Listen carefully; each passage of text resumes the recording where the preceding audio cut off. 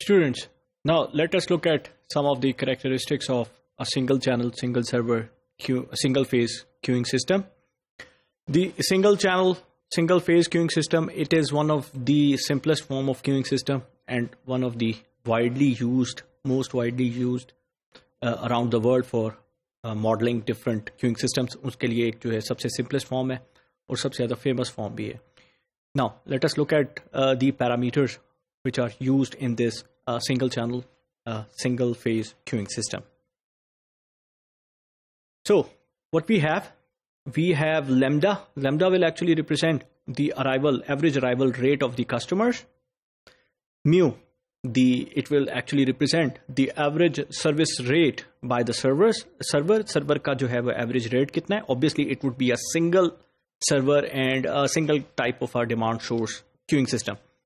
Then rho will actually represent the average server utilization, और rho की जो formula है ये एक रेशो है which is lambda over mu, and obviously it would not be 100%. That means the customers arriving would not be equal to the average service rate. अगर ऐसा हो तो फिर तो क्यू लेंथ ही नहीं है आपके पास, तो it would always be less than 1. ये 1 से कम होगी ये रेशो, ये याद रखिएगा. Otherwise there is no point in वो. तो उसका क्या मतलब है? अगर आपके पास ये 1 से जो है वो कम होने का क्या मतलब है कि आपका जो सर्विस रेट है that would be a bit higher than your arrival rate. आपके अराइवल रेट से कुछ ज्यादा होगा, कुछ ज्यादा आप सर्विस कर रहे हैं. Otherwise it would be like impossible to manage it. Then LS subscript में ऐसे आपके पास that actually represents the expected customers in the system which would be represented by, मैंने डायरेक्ट फार्मूलाज यहाँ पे दे दिए rather than deriving it because that is not the case here. lambda over mu minus lambda, तो वही parameters हैं lambda और mu, और उसकी एक रेशो आपके पास बन गई है which is the expected customers in the system. Overall system में कितने कस्टमर्स हैं.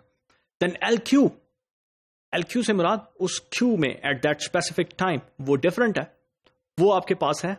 That would be represented by lambda square over mu into mu minus lambda, which is actually equal to, अगर आप इसको सिंप्लीफाई कर लें, या तो ये भी यूज किया जा सकता है अगर आप इसको सिंप्लीफाई कर लेते तो LS माइनस LS जो ऊपर आपके पास expected number in the system है माइनस lambda ओवर Q.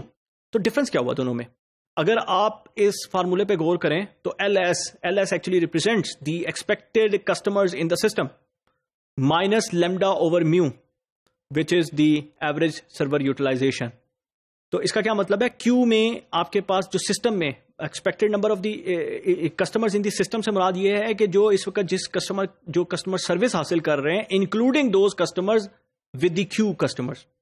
जबकि LQ सिर्फ और सिर्फ रिप्रेजेंट कर रहा है वो चूंकि सिंगल सर्वर है तो वो कस्टमर जो कि सर्विस हासिल कर रहा है उसको एक्सक्लूड कर दिया जाए तो that will give you LQ, वो आपको LQ दे देगा. तो LS में से अगर उस कस्टमर की service time lambda by mu को सेपरेट कर दिया जाए तो that will give you the expected customers in the queue.